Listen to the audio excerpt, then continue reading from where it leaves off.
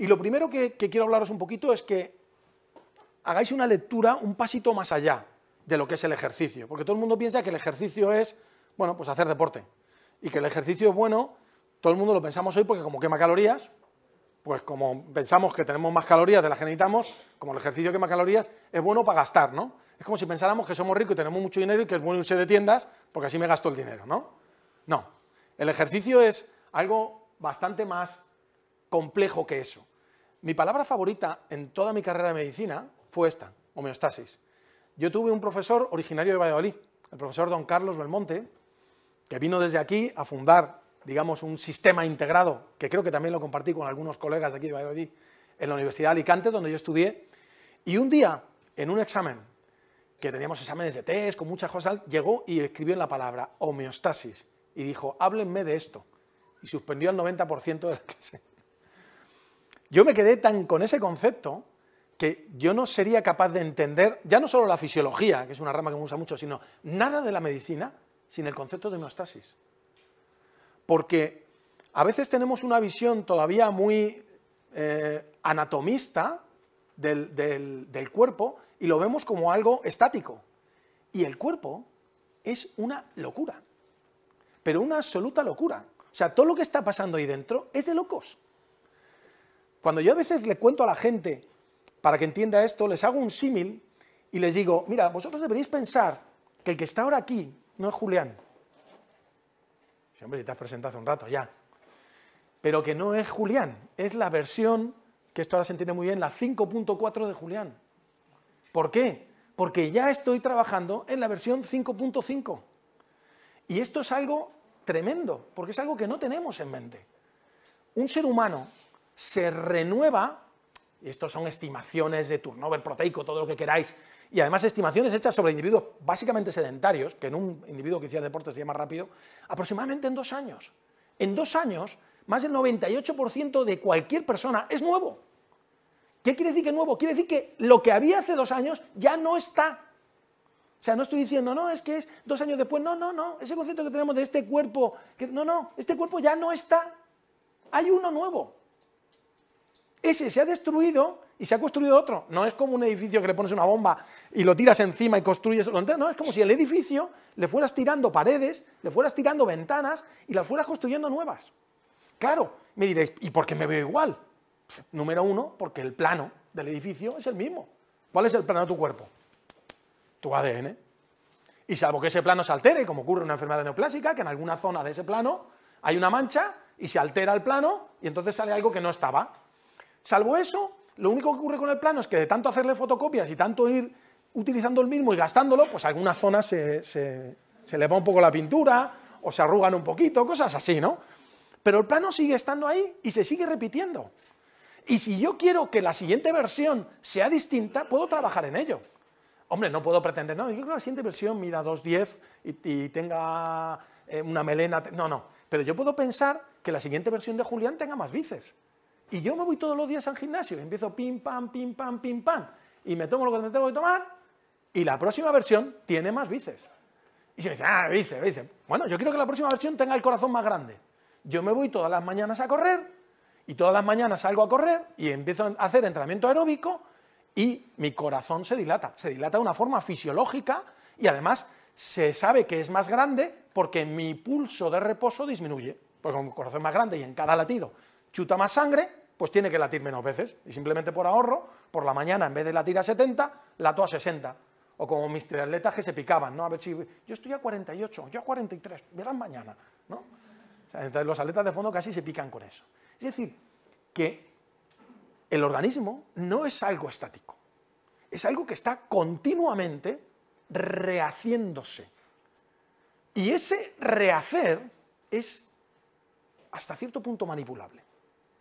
Y la principal manipulación que podemos hacer en ese rehacer depende del material que metamos para fabricar, que evidentemente viene por la alimentación y es nuestra nutrición, y depende de determinadas órdenes que se condicionan por muchas cosas. Y es lo que ahora conocemos como genómica, porque incluso los genes se pueden expresar de distinta manera. Sabéis que hay una rama importante de la genómica que es la nutrigenómica. Determinadas consultas alimentarias además modifican expresión de genes. Pero es que el ejercicio es probablemente el arma genómica más importante que tenemos. determinadas expresiones de determinadas cosas dependen de lo que yo esté haciendo, igual que también de hábitos negativos o no saludables. Entonces, es muy importante que entendamos que esa máquina tiene un fin fundamental, que es la supervivencia. Y la supervivencia depende de que el organismo esté en homeostasis. Por eso, las cosas que alteran la homeostasis son las que más efecto tienen sobre ese organismo. Y el ejercicio, fundamentalmente, si lo tuviéramos que definir con una frase, ¿qué es ejercicio? Ejercicio es algo que rompe la homeostasis. Y cuando el ejercicio rompe la homeostasis, gasta calorías. Pero para mí esto es secundario. Básicamente rompe la homeostasis. Y al romper la homeostasis, es un motor de cambio. Y a ese cambio, técnicamente, en fisiología del ejercicio lo llamamos adaptación. Porque ese cambio lo podemos dirigir. Porque como hemos visto que cuando una persona corre, el corazón aumenta de tamaño, si yo necesito un corazón que funciona poco y necesito que funcione más, puedo poner a esa persona a hacer ejercicio para que mejore. Si yo he visto que hacer ese mismo ejercicio además aumenta el flujo de las arterias coronarias y crea colaterales, puedo hacer ese tipo de ejercicio como estímulo para aumentar el flujo de las arterias coronarias o crear colaterales. Si yo he visto que ese trabajo aumenta la densidad del hueso, puedo hacer ese ejercicio para aumentar la densidad del hueso. ¿De acuerdo? Entonces, tenemos que entender el ejercicio y la vida como algo mucho menos pasivo y mucho más activo. Y además, no solo tiene efecto en mi vida cuando lo estoy haciendo, porque el ejercicio pone en marcha señales celulares y va creando una dinámica continua de esa adaptación. ¿De acuerdo? Como decía Super Ratón, no se olviden de vitaminizarse y mineralizarse. Uno de los ejemplos de que el ejercicio no se acaba cuando se acaba, y en un plazo muy corto, es cuando yo le explico a la gente lo que es la deuda de oxígeno. La gente me dice, ¿qué es eso la deuda de oxígeno? Pues yo cuando corro gasto energía y cuando he acabado ya la he gastado. No. A veces tu organismo utiliza fuentes de energía que son como una especie de préstamo. Cuando tú pides un préstamo, ¿qué tienes que hacer? Pagar intereses. Pues el organismo hace lo mismo. Por ejemplo, mi deporte es el remo. Yo remo en una cosa parecida a las traineras, pero que es el Mediterráneo y que se llama falucho, ¿no? El remo es muy duro, es muy violento, es un ejercicio de muy alta intensidad. ¿Por qué? Porque el que sale primero normalmente gana. Entonces hay que salir primero. Entonces tienes que salir a muerte, pero sales ahí a muerte y tienes que seguir a muerte, porque si no, no eres el primero. Dices, ya que voy el primero no me pasa a nadie. Cuando llegamos al final de una regata, incluso regatas muy cortitas, de 3-5 minutos, tú vienes y me preguntas, Julián, ¿qué tal la regata? Una madre, ha ido estupenda. Lo que yo sé yo que cuando veníamos para la huella, eso es la deuda de oxígeno. Yo ya he acabado el ejercicio, pero mi organismo está todavía respondiendo a ese ejercicio. Claro, ahí es muy obvio, pero se ha visto que el consumo de oxígeno, que es la medida de lo que yo estoy, digamos, produciendo energía, que se altera por una actividad intensa, como puede ser una clase de colectiva, de spinning, por ejemplo, se mantiene aumentado ese consumo de oxígeno basal hasta al menos 24 o 36 horas. Es decir, que una persona que hace una clase está gastando más calorías durante todo el día. Y es una de las cosas por las que yo le digo a la gente que lo mejor que se puede hacer para empezar el día es hacer ejercicio. Yo le digo a la gente dos cosas que le chocan, que es lo mejor para empezar el día y que además es muy bueno hacerlo en ayunas. Y las dos son verdad. Porque cuando tú piensas que si te levantas y haces ejercicio, dices, ya voy a estar todo el día cansado. Claro, ya llevo el cansancio puesto. He hecho ejercicio, me he cansado, ya lo llevo puesto. No. Precisamente, como ese consumo de oxígeno es tu punto de partida para cualquier actividad, si tú haces un ejercicio al principio del día, evidentemente te cansas cuando lo haces, pero en un corto periodo de tiempo descansas, pero tu organismo se queda a un nivel de consumo de oxígeno un poquito más alto. Con lo cual, si tienes que hacer una actividad después, el punto de partida está más cercano a esa actividad y es más fácil. Con lo cual, cuando te acostumbras a hacerlo, que a lo mejor es verdad que los primeros días tu sensación es de, esto es un poco duro, pero cuando te acostumbras a hacerlo, te encuentras muchísimo más activado después de hacer ejercicio. Y te encuentras muchísimo mejor. Bien. Y al final es algo que da años a la vida y vida a los años. Y esto es un fenómeno puramente estadístico. Entre las personas... No sé si es el puntero o esto. Bueno, es igual. Lo miráis ahí, la gráfica no es muy grande. Entre las personas que tienen un alto nivel de fitness, donde dice very high fit, y las personas que tienen un bajo nivel de fitness, esos son los que entrenan mucho, y un bajo nivel de fitness, los sedentarios, hay casi una diferencia de 4 veces en cuanto a mortalidad. O sea, dicho de una manera muy simplona, tienes 4 veces más riesgo de morirte si no haces ejercicio que si haces ejercicio. ¿Y qué tenemos que tener en cuenta en cuanto al ejercicio? Bueno, lo primero es lo que he dicho ahora. El ejercicio produce adaptaciones, pero para que produzca adaptaciones en un plazo determinado o adaptaciones o cambios observables, tiene que mantenerse en el tiempo y además tiene que programarse. Y eso ya se llama entrenamiento. Es decir, no vale hoy, igual que con nutrición. A mí una vez me vino un jugador de fútbol, me dice, doctor, le voy a dar una alegría. Y digo, ¿qué pasa? ¿Me van a subir el sueldo? Me dice, no. Y digo, entonces ya no es tanta alegría. Y dice, no, es que me comí una ensalada. Y digo, pues vaya. Pero doctor, si me ha dicho que tenía que comer una ensalada, no se pone contento. Y digo, no, porque si me lo estás contando como una noticia, es que normalmente no lo haces. Claro, y esto funciona cuando normalmente lo haces. No tiene que ser una noticia que hacemos ejercicio. Tiene que ser lo habitual. Oye, tú haces ejercicio y tienes que decir, pues claro, es que se puede no hacerlo. Tenemos que ver qué tipo de ejercicio tenemos que hacer, que es algo bastante complejo. Y yo creo que solo eso justifica el que existamos especialistas en medicina de la educación física y el deporte. Para la mayoría de la población, aunque es algo complejo, os voy a decir una cosa, es un fármaco tan bueno que vale casi todo para casi todos, pero puntualizaciones, y luego veremos la de la diabetes, no voy a entrar yo ahora, pero en algunos, bueno, yo he tenido un paciente en un gimnasio que ha venido a hacerle un plan de entrenamiento doble trasplantado de pulmón y corazón. A ese no se le puede decir que haga cualquier cosa, hay que vigilarle un poquito más, ¿no? Determinadas patologías exigen un poquito más de vigilancia, pero por lo general el ejercicio es muy agradecido. Y en el ejercicio que hay que controlar, factor número 1, la intensidad, que la gente suele comprarse un pulsómetro y esas cosas, pero normalmente no es la mejor medida de intensidad, pero bueno, por lo menos refleja una preocupación por la intensidad.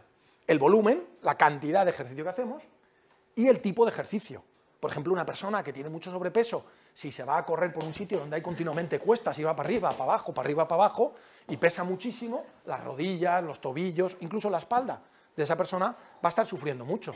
Luego, a lo mejor a esa persona que tiene mucho sobrepeso le voy a decir, haz un ejercicio en el que tu peso no te castigue las articulaciones y lo meto en una piscina, preguntándole si sabe nadar primero, claro.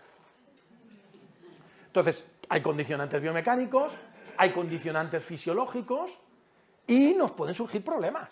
Nos pueden surgir problemas como con cualquier tratamiento. Yo creo que menos, pero pueden surgir. El primero es la fatiga.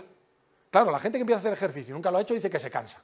Lo primero que decir, hasta cierto punto es normal que te canses, porque era una sensación que no conocías, pero verás que es una cosa temporal. Pero a veces no, a veces hemos programado más el ejercicio, no hemos tenido en cuenta la recuperación y todo el resto de vida, y la persona pues tiene que dejar el ejercicio porque ve que no puede llevar ese ritmo de vida normal. Entonces la de aguda de sobreesfuerzo no es tan grave, pero el sobreentrenamiento crónico o la fatiga crónica sí puede ser un problema. Y exige revisar todo el plan de ejercicio y todo lo que hay alrededor. Porque yo he tenido en deportistas de élite casos de sobreentrenamiento o de fatiga crónica que resulta que eran porque había tenido una niña, la madre había dicho que ella ya había tenido todo el embarazo y que había currado bastante y que ahora le tocaba a él, y entonces él se tenía que levantar por las noches que la niña lloraba. Y claro, yo le expliqué a la madre, digo, ya, pero tú vives muy bien porque él es un tío moreno que mete muchas canastas y le pagan un montón de pastas. Si no puede jugar, se acabó el juego. Digo, contrata una niñera, pero déjale dormir. Esas cosas son reales, son casos reales, ¿no? Entonces hay que tener en cuenta todo lo que hay alrededor de ese descanso. Pueden aparecer lesiones, pero es un hándicap que se puede solucionar y que únicamente hay que ser capaz a veces si es una lesión aguda, pues de curarla, entre comillas, y si es una lesión asociada a un defecto de técnica o a un mal uso de material, pues corregirlo.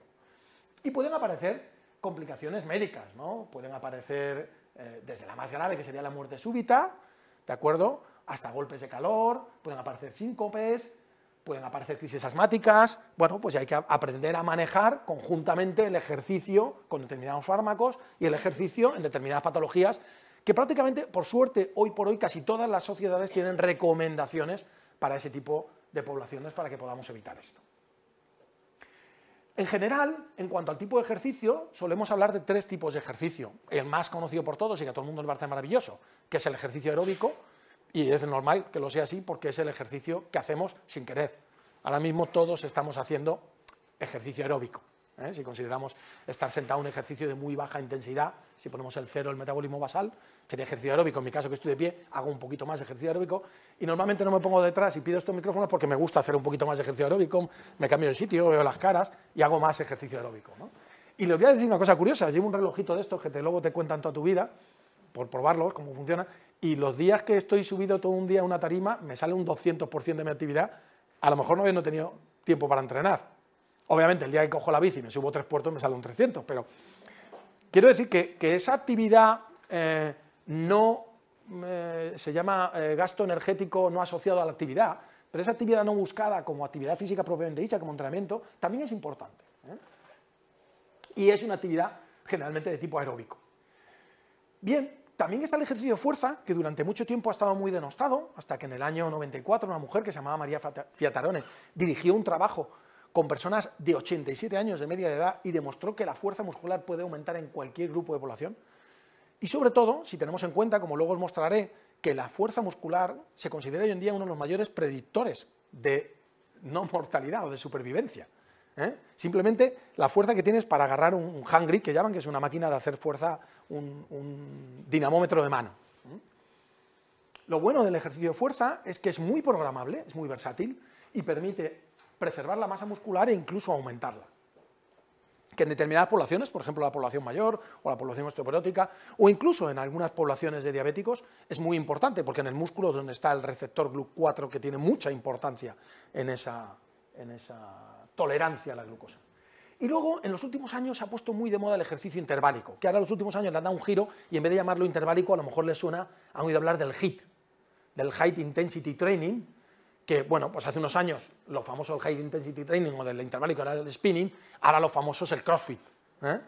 Estos ejercicios de muy alta intensidad, que precisamente como son de alta intensidad no podemos mantenerla mucho tiempo, la única manera de hacerlo es de forma intervalada, están demostrando que tienen mucha utilidad, sobre todo en nuestros tiempos, donde el principal limitante es la motivación y el tiempo.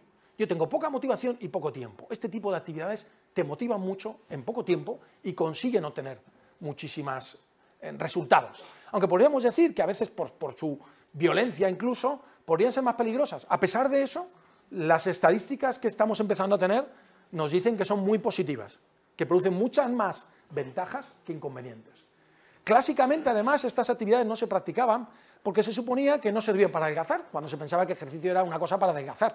Bueno, pues lo que se ha comprobado es que si se mide bien ese gasto energético con esa deuda de oxígeno, con lo que supone que tú generes cierto grado de una cosa que se llama ácido láctico, que luego el organismo recupera en el hígado a través de una cosa que se llama ciclo de Cori y paga un impuesto por eso, al final el trabajo anaeróbico, voy a pasar rápido, el trabajo anaeróbico al final gasta mucha más energía, el trabajo interválico, que el mismo esfuerzo hecho de una manera continua a menor intensidad.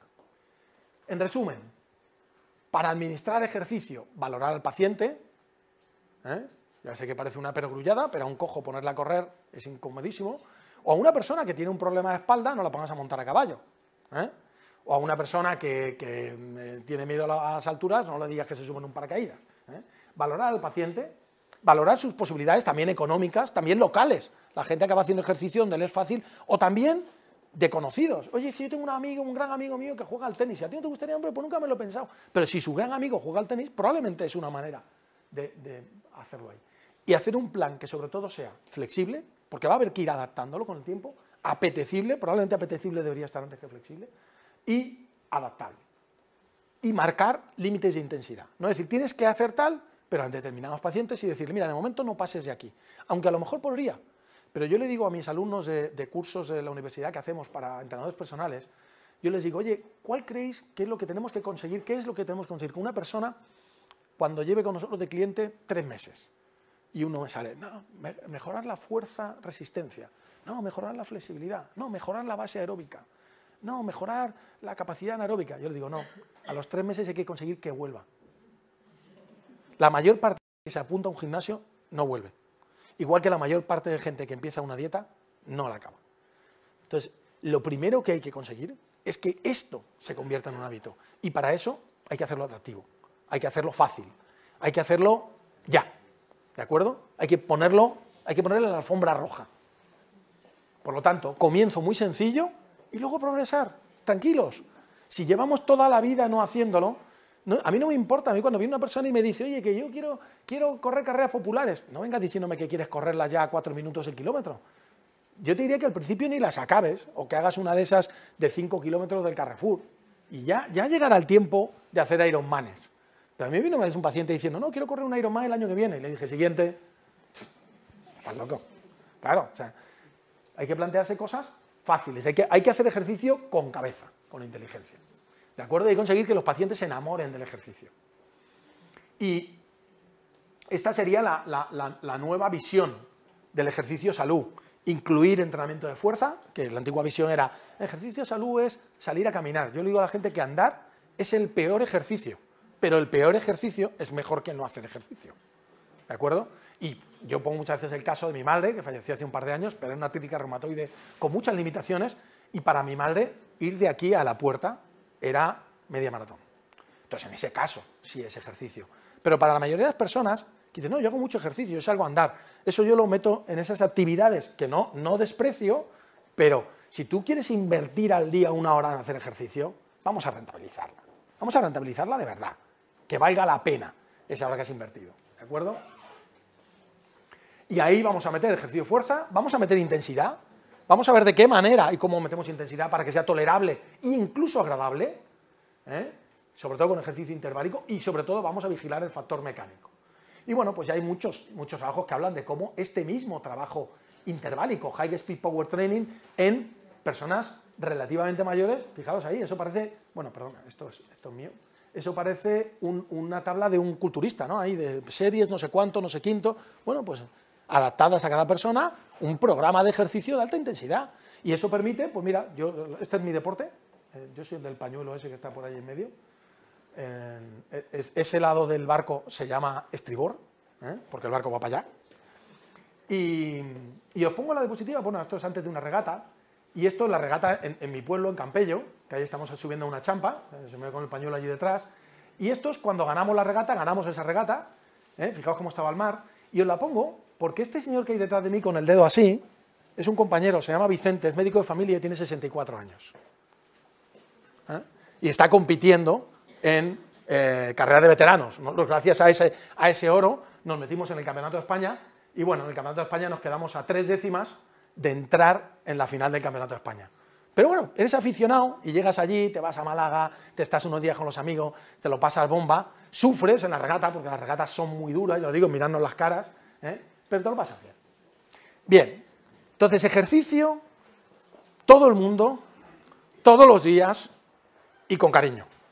Punto número 1. Segunda cosa, la nutrición. La nutrición no tengo que decir que todo el mundo y todos los días, porque viene de serie, ¿de acuerdo? Nutrición, pero con cariño sí, eso para todo. ¿Qué es la nutrición? Es una necesidad, la nutrición es una necesidad, es algo más que calorías, porque desde hace aproximadamente 100 años, porque el término vitamina, por decirlo de alguna manera, lo acuñó Funk en 1913, hace unos 100 años, tenemos el concepto de nutriente, de que no solo como porque necesito energía, sino que como por lo que os he dicho antes. Si yo estoy continuamente reconstruyendo mi cuerpo, continuamente necesito reciclar materias primas. Entonces es algo también muy dinámico y muy temporal. Yo puedo cambiar mi nutrición de un día a otro y cambian un montón de cosas asociadas a mi nutrición. Y esto, ay, pues qué horror, qué malo, o qué bueno. Si lo estoy haciendo mal, puedo cambiar para bien. Puedo conseguir que la siguiente versión de Julián coma mucho mejor que la versión anterior. Y si la siguiente versión come mejor, la siguiente va a ser todavía mejor. ¿Ok? Y sin embargo, la nutrición sí está relativamente bien establecido. Sin embargo, la alimentación, como decíamos, es mucho más compleja, porque es lo que hacemos para nutrirnos y tiene muchas connotaciones. Tiene connotaciones comerciales, tiene connotaciones sociales, tiene connotaciones culturales, tiene casi infinitas opciones y además casi infinitas opciones buenas, pero tiene muchas más infinitas opciones malas y no está tan bien establecido. Hombre, nosotros, por donde estamos, hablamos mucho de la dieta mediterránea, aunque sabemos casi todos que la dieta o la población mundial que más longevidad tiene y que más podemos atribuir los factores beneficiosos a su dieta es la de Okinawa en Japón. Pero bueno, la mediterránea no está mal, sobre todo cuando el estudio que se hizo de las 7 ciudades pues lo comparaba con la americana. Cualquiera que se compare con la dieta americana sale ganando. No hace falta mucho. Lo que pasa es que esa dieta mediterránea la hemos infiltrado de muchas cosas que, bueno, pues si tú pones una fábrica de, no sé, de hamburguesas o de patatas fritas al lado del Mediterráneo, pues vas a decir que son mediterráneas, pero no por eso forman parte de la dieta mediterránea. Y además incluso esos productos de la dieta mediterránea, sabéis que en los últimos años, pues por lo que se conoce como la revolución agrícola, el desarrollo de sistemas de producción, esos mismos productos agrícolas han perdido mucho. Y por eso hay tanta gente abogando por una cultura de cultivos ecológicos, etcétera, etcétera, porque incluso las tierras, que antiguamente, que fijaros que no se les maltrataba tanto y no se les exprimía tanto, de vez en cuando, ¿os suena lo del barbecho?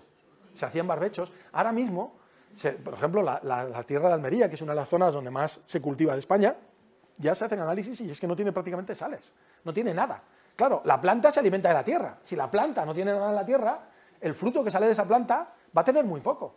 Una naranja, por ejemplo, por hablar de un alimento que vosotros asociaréis fácilmente a un nutriente, ¿a qué asociáis la naranja? Vitamina C. Una naranja, si tú te vas a una tabla de composición de alimentos, debería tener 80 miligramos de vitamina C por 100 gramos de porción comestible. Bueno, pues se han dado casos de naranjas con menos de 20 miligramos de vitamina C. ¿Por qué? Pues porque se juntan los árboles, se le echan fertilizante para que saque muy rápido, y en cuanto la naranja y está verde, la coges y te la llevas. Oiga, es que verde no se la come nadie, no te preocupes. Si yo luego cojo, la guardo en una nevera, que además aguanta mucho mejor si me la llevo verde, y cuando la voy a sacar al mercado, la pongo al sol.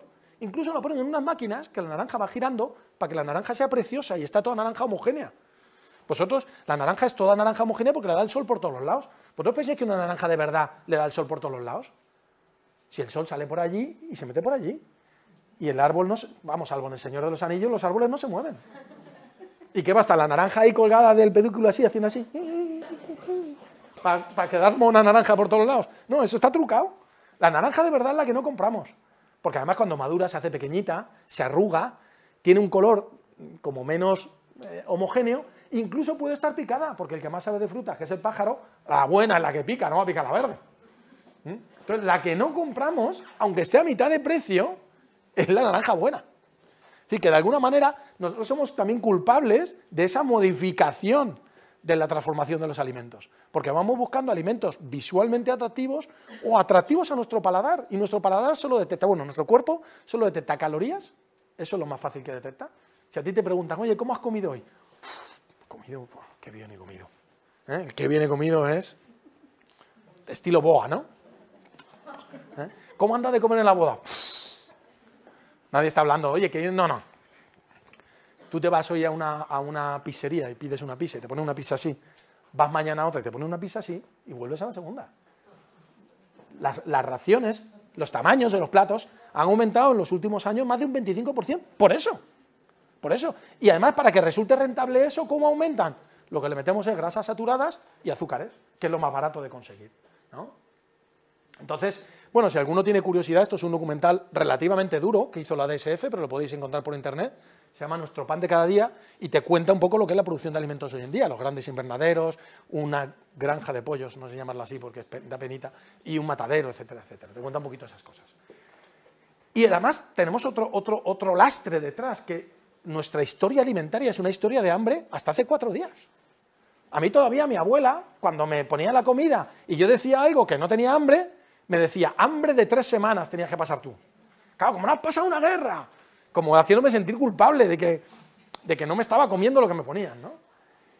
Y desde hace relativamente poco hemos tenido una gran disponibilidad de alimentos y no hemos sido capaces de adaptarnos a eso. No hemos sido capaces. Y nuestro país es una broma todavía. Tú te vas a México y te meten la comida por las orejas. Tú te paras, como dicen ellos, con el carro y te vienen al carro a venderte comida 8. Tú llegas al lado de un hospital y está lleno de tenderetes, de carnitas, fajitas, no sé qué y no sé cuántos, porque es muy barato. Y entonces, como comer es un placer tan barato hoy en día, y además que cubre incluso a veces ansiedades psicológicas, pues nada, maravilloso, nada, todos a comer. Y además, hoy en día los nuevos alimentos nos venden que precisamente lo que a lo mejor es menos natural, nos venden que es lo natural. Se nos venden las cosas como la receta de la abuela, como el no sé qué, como el no sé qué natural. Y sin embargo, a lo mejor tú ves algo, pues te tomas un batido y dices, esto es en polvo, esto es muy artificial. Y a lo mejor es mucho más natural que lo otro. Porque al final, ¿qué es natural? Evidentemente nada. Porque natural, por definición, es algo que hubiera ocurrido igual sin intervención de la mano del hombre. Nada de lo que comemos está libre de intervención de la mano del hombre. Gracias a Dios. Porque si hemos ido hacia atrás en calidad nutritiva de los alimentos, hemos ido muy hacia adelante en higiene alimentaria. Es decir, los alimentos tienen cosas también que nos pueden hacer daño, y esas sí las hemos evitado. ¿De acuerdo? Entonces, todo lo que comemos es artificial, lo que hay que pensar no es si es artificial o natural, sino que es más saludable para mí. Evidentemente, una naranja de las de verdad no es que sea más natural y yo por ser un nostálgico me quiera comer esa, sino que es más saludable que la que tiene mucha menos vitamina C, ¿de acuerdo? Luego, a veces, cuidado, generalmente el procesamiento de los alimentos disminuye sus cualidades nutritivas, pero a veces un alimento que parece menos procesado está mucho más procesado, porque lo han procesado hacia una apariencia similar al alimento raíz, ¿de acuerdo? Y lo mismo, a veces lo que ocurre con los suplementos o los complementos es que como los vemos procesados, pensamos esto es antinatural, y a lo mejor son cultivos mucho más cuidados y extracciones mucho más cuidadas de esos nutrientes, precisamente porque es la filosofía de ser un suplemento. Esto es lo que os decía, cómo desde los años 80 se detecta a nivel de consumo mundial cómo el consumo de grasas y el consumo de azúcares aumenta. Y no es que tú vayas y compres grasas y compres azúcares, es que esas grasas y esos azúcares se introducen en todos los alimentos, incluyendo sobre todo el azúcar. Y sabéis que, bueno, pues no hace mucho este hombre empezó con estos trabajos, el doctor Ahmed, porque él lo descubrió porque tenía ratas que estaba tratando o estudiando adictas a la cocaína y dijo, tengo que ponerles un placebo, les puso agua con azúcar y el 80% de las ratas se fueron al agua con azúcar. Y dijo, vaya con el placebo. Resulta que el placebo es la cocaína. O sea, que la adicción al azúcar es un hecho muy, muy, muy real. Y sin embargo, en nuestra sociedad, todavía cuando un niño llora, se coge el chupete y se le moja en azúcar. Dile una madre, mójaselo en coca. ¿Estás loco? Pues por ahí vas casi, ¿eh?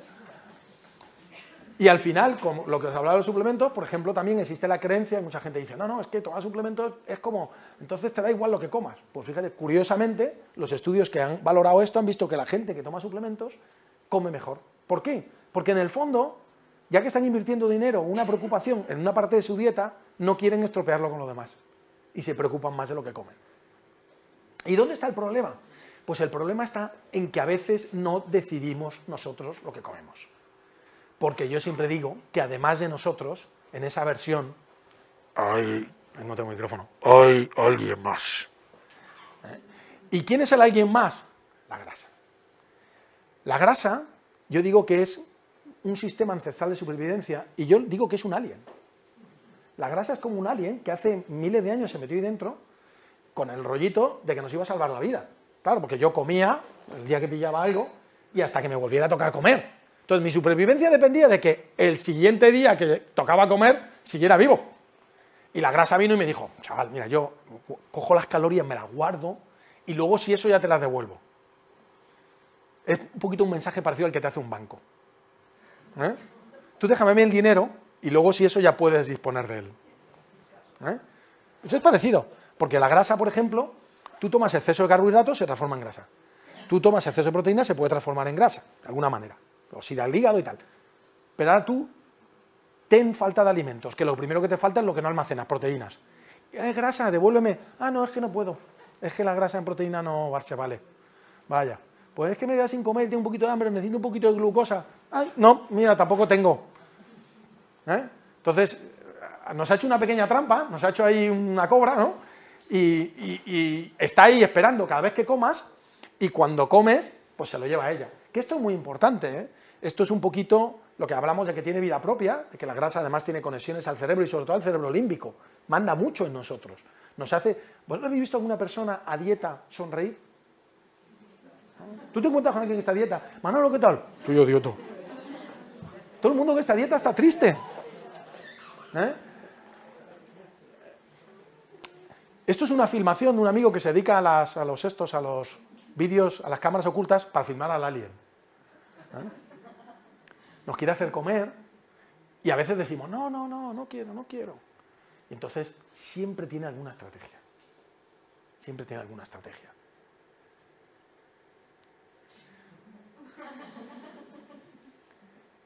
Y al final, como dice esa frase, hunger gets what hunger wants. El hambre consigue lo que quiere. Y es verdad, es verdad.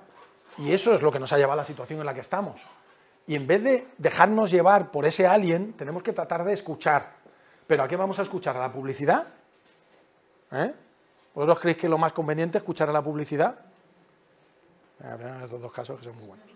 Sobre todo el de Just Do It. No, tenemos que escuchar a la ciencia. Tenemos que escuchar a la ciencia y ver qué nos dice la ciencia sobre eso. Y la nutrición hoy en día tiene muchísimo conocimiento. Y en el caso del sobrepeso y de la obesidad, en los últimos años se está cambiando el paradigma de pensar que somos obesos porque comemos de más, que eso era lo que, a lo mejor lo que todavía pensamos mucho, ¿no? Somos obesos porque comemos de más. No, comemos de más porque somos obesos. Que ya podemos jugar a huevo y gallina, pero es muy importante esta puntualización, porque fijaros, y esto es sí, en el JAMA este del 2014, el esquema este es bastante bueno. Fijaros, el modelo antiguo que teníamos sería el de arriba, el A, que es, como estamos en un ambiente con una gran cantidad de comida, además muy atractiva, además con alta densidad energética, que es una frase súper bonita, ¿no? Lo de la alta densidad energética, tal, y además un ambiente también que nos favorece el no hacer ningún ejercicio, porque ya los mandos a distancia no solo son a distancia, sino que responden por voz, para que no te tengas ni que levantar a coger el mando. Le dices, pon la 4. Lo que pasa es que cualquier día va a empezar a decir, no me gusta. Cuidado. Bien, eso aumenta el ingreso de energía, disminuye el gasto y dices, entonces tengo mucha energía circulante y como está circulando por ahí, pues se queda en la grasa, ¿no? Como el dibujo ese que nos sacan del colesterol que va por la sangre y se paran las arterias, que es una soberana estupidez, pero nos lo ponen en la tele y todo el mundo se lo cree. O sea, las placas de ateroma no se forman desde fuera, se forman desde dentro. O sea, lo que va por la sangre da igual, lo que importa es lo que llega a la célula. Pero bueno, nos lo cuentan así, nos lo creemos, ¿no? Pues en este caso lo mismo. Entonces, ¿qué ocurre? Que pensamos que va mucha grasa por ahí y entonces cuando pasa por al lado de se agarra, ¿no? No. Lo que de verdad ocurre es que la calidad de la dieta, sobre todo la calidad de la dieta, y esto lo vais a entender muy fácil, si os comparo lo que serían las calorías, lo que es comer, con la pasta, porque ahí cuando hablamos de pasta nos entendemos todos. Tú imagínate que tú comes ordenadamente, es decir, que tú recibes tu sueldo, y más aún si tu sueldo es pequeño, si eres mileurista, y tienes todos tus gastos, según llega tu sueldo, pagas la hipoteca, y a que no crece tu cuenta. Pero ¿qué pasa si tú en vez de eso ganas mucha pasta, pero además haces una operación, como una comisión, te llevas 30.000 pavos, luego estás sin cobrar un tiempo, luego ganas no sé cuánto, cada vez que ganas, dices, tengo que invertirlo, porque no sé qué me va a pasar mañana, ¿no? Y entonces te compras un piso, te compras un coche, o metes en un fondo, ¿y eso qué hace? Pedir dinero. Tú te compras un piso, tienes que seguir pagando cosas de ese piso, pagando cosas de ese coche, o seguir pagando, aunque sea un mantenimiento de ese fondo. Entonces, ¿qué ocurre? Que luego cuando vienen los momentos bajos, no puedes permitírtelo, porque cuando no tienes dinero, el banco te dice, oye, lo del fondo, oye, lo del piso, oye, lo no sé qué. Pues esto es lo mismo. El señor que come de una manera desordenada desarrolla una respuesta que, lo voy a decir muy simple, luego si esto me corriges, Aurelia, básicamente una respuesta de estrés, de cortisol, que pretende almacenar energía, sobrevivir y salvar energía. Favorece el depósito de grasa esa situación de desorden de comida y de estrés. Y al mismo tiempo, el estilo de vida favorece ese desorden, favorece ese estrés. Luego vamos acumulando grasa. ¿Y qué hace la grasa? Pide su parte. Porque lo que hoy en día se ha visto es que el organismo, uno de los factores de, preciosa palabra, homeostasis, es el nivel de energía circulante. Parece que controlamos bastante bien, sumando entre hidratos de carbono, ácidos grasos, etcétera, que nuestro organismo tiene que tener un nivel de energía circulante, que sería como el cash. Entonces, si yo como y no tengo cash en mi sangre porque la grasa se lo chupa, yo sigo teniendo hambre. Entonces yo estoy comiendo al lado de una persona obesa y yo digo, bueno, ¿cómo puedes seguir teniendo hambre si ya has comido bastante? No, tú has comido bastante porque tú has comido para ti. Yo he comido para el alien. Y ahora quiero comer para mí. Claro. Entonces, si no somos conscientes de eso, le decimos, oye, tío, es que no tiene sentido, es que no te comas eso. Pero que no es voluntario, que esa comida es, como diríamos antes, primitiva. Se lo está pidiendo el cuerpo. Entonces tiene que hacer un ejercicio voluntario importante para conseguir contener ese hambre y estrategias, que normalmente consisten en dividir las comidas, en tener engañado al alien, en hacer ejercicio, porque cuando haces ejercicio hay uno más chulo que el alien, que es el músculo. Ese sí le roba un poquito. Entonces, si consigues hacer ese tipo de cosas, pues le vas rascando, y a medida que le vas rascando se va haciendo pequeño, como yo digo, es educar al alien. Es en vez de tener un Rottweiler medio loco, intentar tener un Schnauzer enano o un Yorkshire de estos con un kiki, que se porte bien. ¿De acuerdo? Entonces, esa es el nuevo planteamiento. Bueno, aquí os contaba un poco, esto es que lo presenté en el Colegio Americano de Nutrición, la importancia del uso de las grasas, por eso lo ejercicio en ayunas. Si yo hago ejercicio en ayunas, mejoro mucho mi oxidación de las grasas. El estímulo para mi cuerpo, incluso lo hacemos como estrategia en deportes de larga duración. En gente de Ironman les hacemos épocas de tomar muy bajos contenidos de carbohidrato, entre comillas, para que sufran y tengan que utilizar grasas. No les permite entrenar al mismo nivel, pero en cuanto tienen un poquito de entrenamiento, casi entrenan al mismo nivel, porque además ahora las cosas que mejoran son los triglicéridos intramusculares, y mejoran mucho el metabolismo de las grasas. Con lo cual, cuando luego llegamos a la competición, les damos hidratos de carbono, les dejamos que se carguen de hidratos, pero como utilizan mucho mejor las grasas, tiran mucho más tarde de la reserva de glucógeno y aguantan a mucha más intensidad toda la prueba. Son cosas, bueno, aplicaciones a veces del deporte. Y una de las cosas en las que también tenemos, aparte de con las grasas, un mal concepto, es con la proteína. Primero lo que tú has comentado, lo de la gente, los culturistas y tal, todo el mundo piensa que los problemas de hígado, los problemas de riñón son por la proteína. No es cierto. No está asociada ninguna patología, ni de hígado, ni de riñón, al consumo de proteínas, y hay gente que consume muchísimas proteínas, no hay ninguna referencia en la literatura científica, ninguna. ¿Qué ocurre? Que en esos años en que en Estados Unidos se puso de moda el culturismo, todos los culturistas, por supuesto que tomaban proteínas, pero se chutaban básicamente dos cosas, anabolizantes, y luego en la época de afinar, que se llama, se secan. Un culturista, no sé si sabéis, que tiene una época en la que se pone cachas, pum, pum, pum, entonces come mucho, y hace muchas pesas, pum, pum, pum, y luego, como se hace muy siempre, no se ven los músculos, hace y se estruja, ¿no? Entonces, para estrujarse, cambia el entrenamiento, cambia la alimentación y se mete diuréticos. Entonces, los anabolizantes se cargan el hígado, hasta llegar a un cáncer de hígado incluso, y los diuréticos afectan al riñón, porque además usan diuréticos de asa, no te creas que van con tonterías, no. Entonces, esas patologías que aparecían cuando yo llegaba a un hospital, oiga, ¿usted toma algo? No, no, no, porque claro, eran todos drogas ilegales, compradas en mercados ilegales, todo negro. No, bueno, yo tomo un poquito más de proteína porque hago musculación. ¡Ah, la proteína! ¡Qué mala es! No, no es cierto. Incluso hoy en día, la necesidad de proteínas es tan importante que, lo voy a pasar ahora después, pero lo digo ya, porque como lo voy a pasar rápido, seguro que no me paro, que en pacientes renales, por ejemplo, en pacientes con síndrome nefrótico, se aumenta su ingesta de proteínas sumando aquello que pierden por vía renal. Salvo raras excepciones, como puede ser un tío con encefalopatía hepática, ¿sabes? En todos los demás es mucho más importante, y eso es lo que se está viendo en pacientes renales, que si yo le quito la proteína, produzco tal nivel de caquexia y de catabolismo que la situación clínica en la que llevo al paciente es mucho peor que lo poquito, si es que hay que demostrar que pueda acelerar la patología renal y que me lo pueda abocar a un programa de diálisis. ¿De acuerdo? Entonces, hoy en día esas cosas están cambiando mucho. Al final la proteína lo que hace es estimular anabolismo. Cuando yo tengo un enfermo crítico en un hospital, lo que hago es meterle una vía central y le meto un aporte continuo de proteínas, porque es la manera de estimular el anabolismo. Sobre todo podríamos hablar también de algunos aminoácidos en concreto, pero no es tema de esta charla, ¿no? Y es necesaria para fabricar músculo. Incluso el Colegio Americano de Medicina Deportiva ya hace años dijo que la sarcopenia de las personas mayores en gran medida se asocia a la inactividad. Por supuesto, porque decimos, tú, jubilado, no te muevas, que es como un atraco. Claro, no se mueve, el organismo es economicista. Si no uso el músculo, ¿para qué lo quiero? Con lo caro que me sale. Para nada, fuera. Pero no solo eso, sino que vio que había un descenso muy importante del consumo de proteínas en las personas mayores. Y yo, por ejemplo, como os contaba el caso de mi madre, yo me di cuenta con ella. A mi madre le costaba mucho, le apetecía comerse, no, hijo mío, una tostadita, un poquito de mermelada. El hidrato de carbono siempre es como más placentero. Y cuando la persona ya no tiene ganas y no tiende a dejar el consumo de alimentos proteicos. Y bueno, en el caso de mi madre, pues la suerte es que se lo fui dando a través de batidos, ¿no? Y más o menos se mantenía. Pero normalmente no vigilamos esas cosas. Y si a la mayoría de nuestros pacientes de cierta edad les hiciéramos auténticas o correctas encuestas alimentarias, veríamos que el consumo de proteína está muy, muy por debajo de lo que necesitan. Y que eso condiciona en gran medida esa sarcopenia, ¿no? Bueno, hay muchos trabajos ya que hablan de esto, de la sarcopenia con la edad por la falta de proteína, y que la distribución, lo importante no es cuando hablamos, no, te tienes que tomar al día 1 gramo, 2 gramos. Yo incluso me preguntan, dice, bueno, entonces este tipo de atleta, digo, no, a mí me da igual. Yo no me planteo, a mí me salen los gramos cuando sumo todo lo que me tomo todo el día. ¿Y qué me tomo todo el día? Pues mira, en nuestra sociedad, 3 comidas principales. Y en cada comida principal, pues va a haber unos 20 gramos de proteína. Desayuno, comida y cena.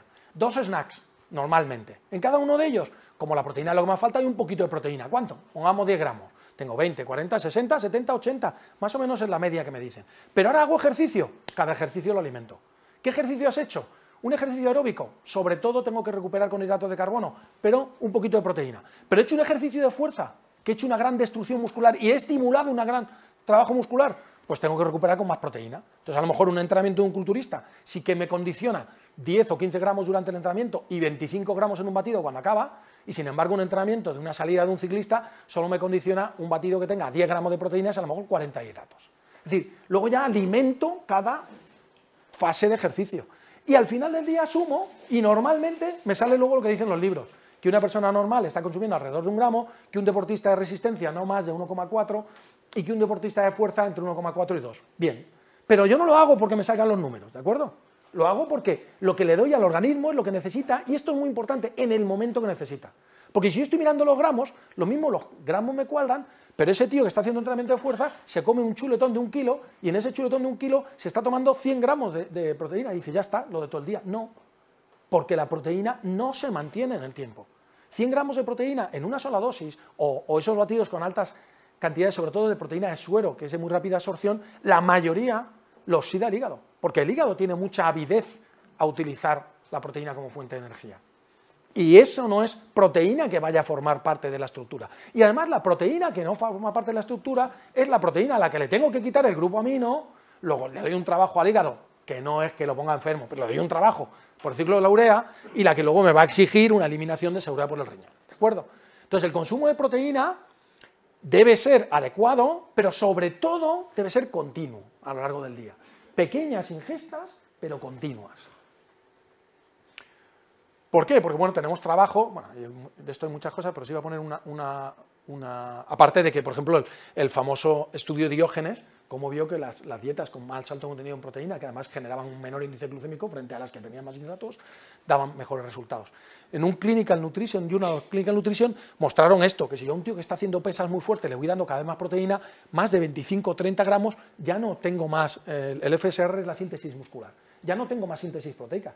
Luego esa proteína además, como el organismo no tira nada, se va a utilizar como fuente de energía, pero no va a ser una proteína estructural, por llamarlo de alguna manera. ¿De acuerdo? Por lo tanto, cuidado con ese consumo de proteínas. Cuidado con cómo consumimos las proteínas. Se recomienda que el 50% sean vegetales. Es una de las razones por las que yo aconsejo a la gente suplementar con proteínas vegetales, porque la mayoría de las que comemos en las comidas son animales. Si yo ahora os pregunto, alimentos proteicos, decidme uno. Todo el mundo me dice, la carne, otro. Los huevos, otro. La leche, otro. Son todos animales.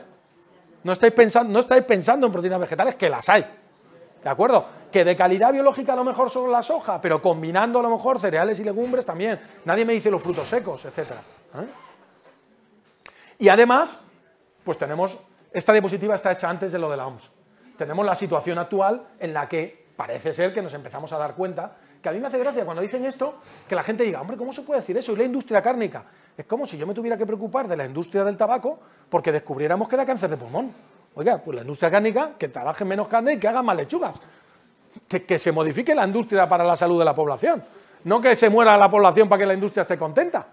Como si ahora tuviéramos que llevar los coches que contaminan más para que Volkswagen no se enfade. Bueno, y como fuente vegetal de proteína de calidad, la soja, que tiene otro montón de mitos alrededor. Que si tiene estrógenos. Que si la soja tiene estrógenos. Hay muchos atletas, por ejemplo, que te dicen, no, yo no tomo proteína de soja porque yo soy muy macho, que luego no tanto, ¿verdad? Y entonces, ¿cómo voy a tomar estrógenos?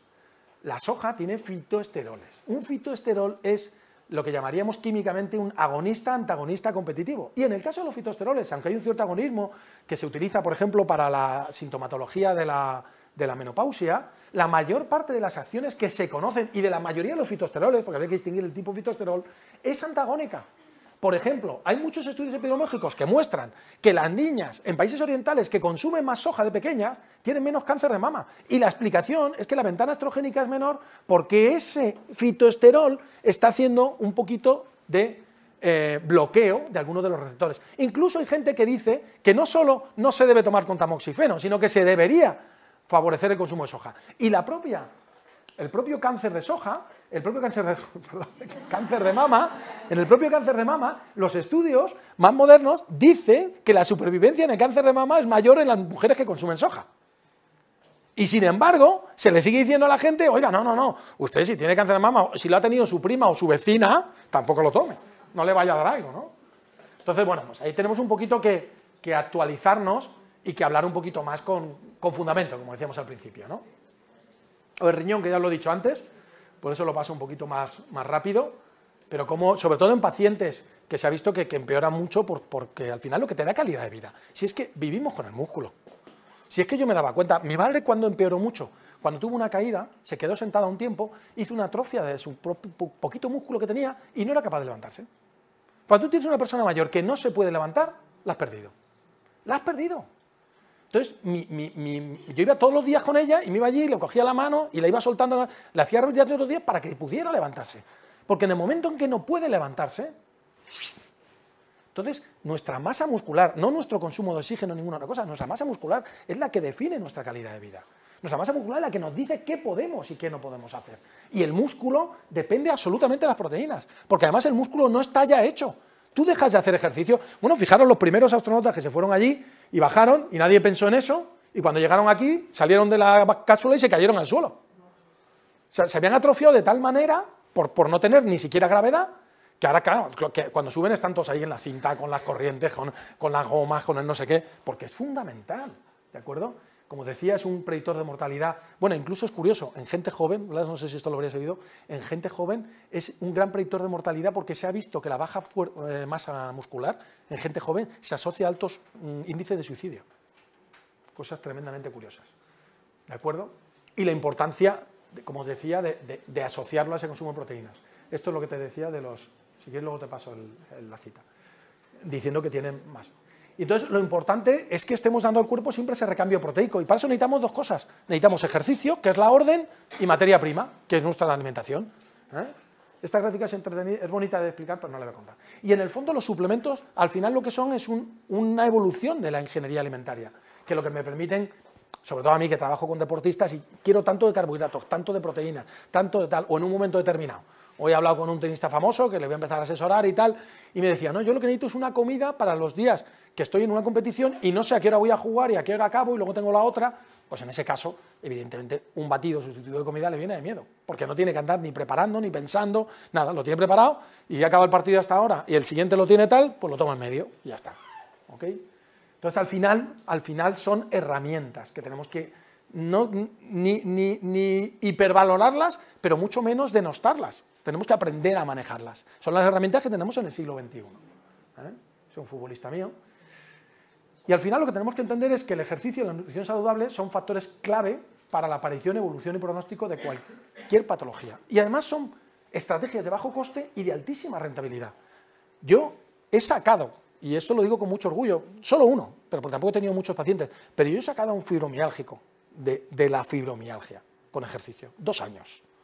Pero después de 2 años, un chaval que al principio, además de que también estaba en tratamiento con psiquiatra por una depresión, etcétera, etcétera, un chaval que estaba muy mal, que después de 2 años venga y además te llame un día y te diga que se ha casado y que va a tener un hijo y que le va a poner tu nombre a su hijo porque le ha salvado la vida, eso da sentido a toda una carrera de medicina, fíjate lo que te digo.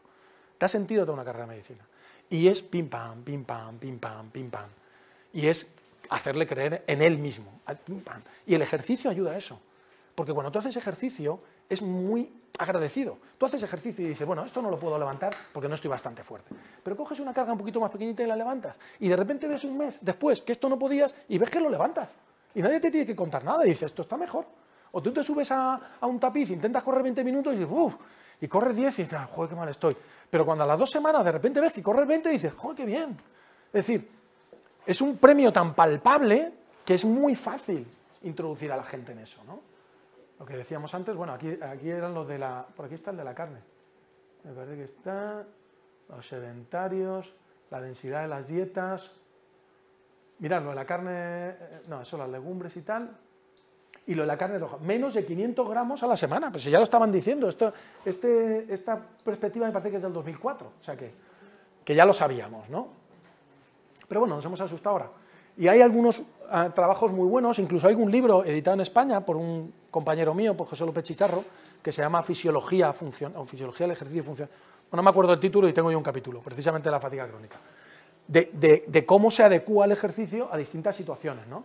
Lo del peso y la obesidad ya lo he contado, pero bueno, lo más importante es que la gente tenga orden, meter ejercicio sobre todo en ayunas, ejercicio como el spinning, bueno, paso rápido. Diabetes, lo paso más rápido. Patología cardiovascular, la gente piensa que la gente con hipertensión no puede hacer pesas, tiene que hacer pesas, pero tiene que hacer un modelo de pesas que se llama circuit training, porque es un modelo de trabajo que estimula la formación de vasos a nivel del músculo. Y eso es lo que sería el vaso de pequeño calibre. Si yo, en la presión arterial, lo que tengo que hacer es disminuir resistencias periféricas. ¿Y cómo disminuyo resistencia a una tubería? Abriendo más tuberías. Entonces, es muy importante ese tipo de trabajo, lo que llamamos ejercicio en circuito cardiovascular, que vienen a ser 10-12 estaciones, 12-15 RM, continuo, grandes grupos, evitando maniobras de Valsalva, y ahí vemos cómo, bueno, el stiffness, que es como llaman los americanos, sería la elasticidad de los vasos, cómo mejora con estos programas de ejercicio, ¿no? Bueno, como digo, hay citas para aburrir. Todas las tengo y casi todos los tengo en PDF completo. Si alguien tiene cualquier interés, que nos haya invitado tal, se lo hacéis llegar y yo os paso un Dropbox o lo que sea con todos los artículos. La hiperlipemia, la gente piensa que el ejercicio baja el colesterol, igual que el otro día salía una doctora en la tele diciendo que el omega 9 bajaba el colesterol. No bajan el colesterol, alteran las porciones de colesterol, y sí, el ejercicio aumenta mucho el HDL, ¿de acuerdo? Y de todas formas, algunos autores dicen que lo problemático no es el colesterol, porque si nos vamos a Japón, por ejemplo, como hablábamos de esta gente, y vemos este estudio, que es un metaanálisis muy curioso, vemos que la gente que tiene niveles normales de colesterol, fijaros, esto es el índice de mortalidad, y estos son los niveles de colesterol. La gente que tiene niveles normales, le adjudicamos 1 para valorar la razón de Odds, y vemos que los que tienen el colesterol más bajito se mueren un 70% más. Y los que tienen el colesterol más alto, entre 200 y 239, se mueren un 17% menos, y los que lo tienen por encima de 240 se mueren un 22% menos. Y claro, la gente me dice, bueno, Julián, a comer chorizo. Digo, no, ¿por qué esto pasa en Japón, pero aquí no? Y la pregunta que tenemos que hacernos como científicos es, ¿por qué en Japón tener más colesterol es mejor y aquí es peor? ¿O en esa población de Japón es mejor y aquí es peor? Por el tipo de grasa que comemos. Porque ¿qué grasa comemos aquí? Grasas saturadas que desde el punto de vista de equilibrio de poliinsaturadas es muy rica en omega 6, y allí ¿qué comen?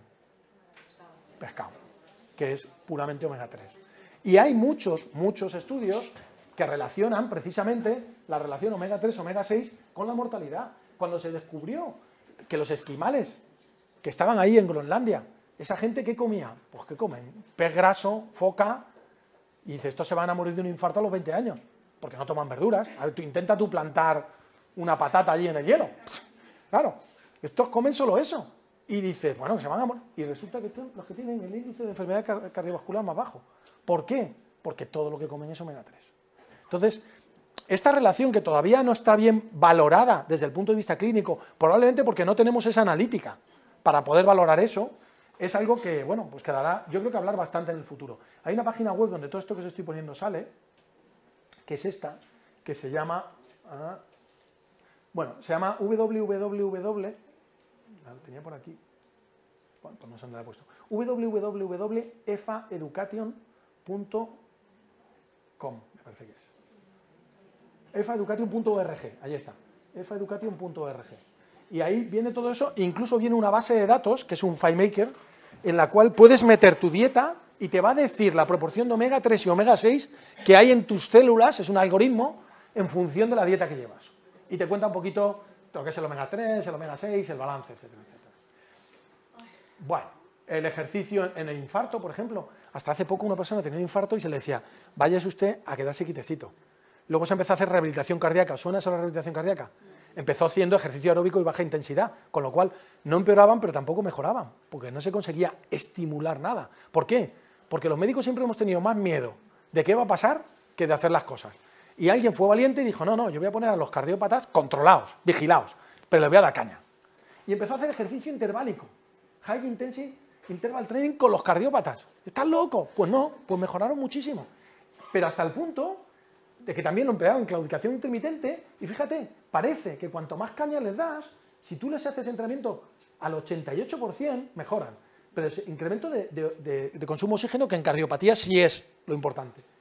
En 88-92 mejora más, pero es que la diferencia significativa están en los que están entrenando a un 92, por encima de un 92% de intensidad. Eso es con el gancho aquí que dirían los ciclistas, todo el rato. Pero eso es lo que estimula. Y mucho más en un corazón que está ahí, pues hay que darle. ¿Cómo hay que darle? En una sala, con desfibriladores, con personal cualificado, porque a alguno le da un jamacuco, pero le das jamacuco y lo sacas. Claro, para eso estás. Es que ese es tu trabajo. Y lo sacas y el tío mejora. Hombre, si lo vas a mandar por ahí, sin haberle controlado, no le digas esas locuras. Pero en una sala de rehabilitación cardíaca, caña al mono, que te goma. La osteoporosis, lo mismo. La osteoporosis está marcada básicamente por la sarcopenia. Si no tengo masa muscular, no hay tensión en mi hueso, y si no hay tensión, el hueso lo mismo, se duerme. El hueso necesita tensión, como le pasaba a los astronautas. Entonces, ¿qué tenemos que hacer? Pues ejercicio que estimule ese hueso.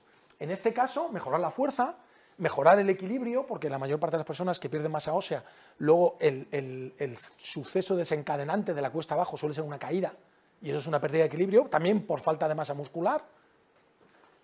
Y trabajar esa fuerza, este es el trabajo que os decía de Fiatarone, que en el año que salió, en el 94, os contaré que el New England era el número 1 de índice de impacto. Ahora ya sé que son las de genética y probablemente de ordenadores, pero en aquella época el número 1 de índice de impacto lo tenía el New England Journal, una revista de medicina. Este era el trabajo, mejora de fuerza muscular de un 113%, o sea, más de duplicar la fuerza muscular de personas de 87 años de media. Había personas de 92 años en el estudio. Bueno, y hoy en día las recomendaciones son muy variadas y, por ejemplo, yo siempre digo que hay que hacer algún ejercicio postural y hay muchos trabajos hechos con pilates, ¿no? El pilates en personas de determinada edad mejora mucho la calidad de vida porque mejora mucho la postura y mejora mucho sobre todo el equilibrio del core. Entonces la gente aprende a soportar bien la columna vertebral, a las zonas más débiles son las que más se refuerzan en este tipo de actividades, ¿no? Y bueno, pues podemos conseguir abuelitos como estos, ¿no? Que es lo que queremos. Y antes de acabar, una última perla. Fijaros todo lo que os he dicho de ejercicio, que es buenísimo, pero el hecho de que hagamos ejercicio no nos tiene que olvidar de lo malo que es estar sentados. Y por eso me viene perfecto, porque ahora vamos a acabar y nos vamos a mover todos un poquito. Porque, aunque tú hagas todo el ejercicio que te toca, aunque hagas esos 60 minutos de ejercicio todos los días, si luego estás 8 horas sentado, aumenta tu riesgo cardiovascular, independientemente de que hayas hecho el ejercicio. Hoy en día se ha visto que son dos riesgos independientes. Es decir, ¿el ejercicio disminuye tu riesgo cardiovascular porque haces ejercicio? Sí, pero el sedentarismo, independientemente del ejercicio, puede aumentar tu riesgo cardiovascular. Y la mayoría de la gente no lo sabe, porque cuando hicieron este estudio, esta gente y vio eso, hizo una encuesta a todos para preguntarles, oye, ¿tú te das cuenta de esto y tal? Y la mayoría de la gente no lo sabe. Entonces, la mayoría cree que estar sentado no es malo, no, pero yo luego salgo... O pensar, los weekend warriors, yo luego el fin de semana hago todo mi ejercicio. No, hay que tener un hábito de actividad, en todo, en subir andando, en ir a la compra, en ir a ver a tus vecinos, en moverte, en levantarte a estirar, aunque sea, en levantarte, en no tener el agua cerca, tenerla lejos para tener que ir a por ella, en sentarte lejos del aseo también para tener que ir para allá, etcétera, etcétera, etcétera. Bueno, luego hablaremos del agua.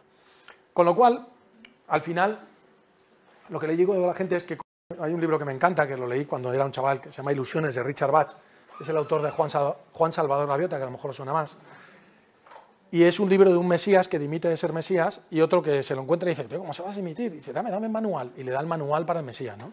Entonces tiene muchas frases, yo puse una en mi tesis, la que yo puse en mi tesis es, tu ignorancia es directamente proporcional a la medida en que crees en la injusticia y la tragedia, lo que la oruga interpreta como el fin del mundo es lo que su dueño denomina mariposa.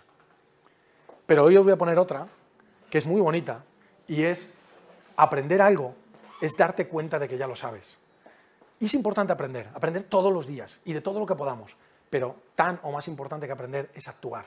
Actuar es demostrar que lo sabes. Y lo bonito es que cuando aprendes y actúas, te abre la puerta a la tercera dimensión, que es todavía más bonita, que es enseñar. Enseñar es recordar a los demás que saben tanto como tú. Y todos somos, todos los días y a todas horas, aprendices, ejecutores y maestros, y que no dejemos de serlo nunca. Por lo tanto, si nos encontramos por ahí con alguien que no tiene mucho conocimiento de esto de ejercicio y nutrición y piensa que esto es una manera correcta de comer, vamos a convencerle de que no, de que puede alimentarse mejor. Y si además lleva un estilo de vida un poquito, digamos, sedentario, vamos a incluirle en un programita de ejercicio y veréis como en un plazo muy breve, tanto él como toda su familia os lo van a agradecer. Gracias.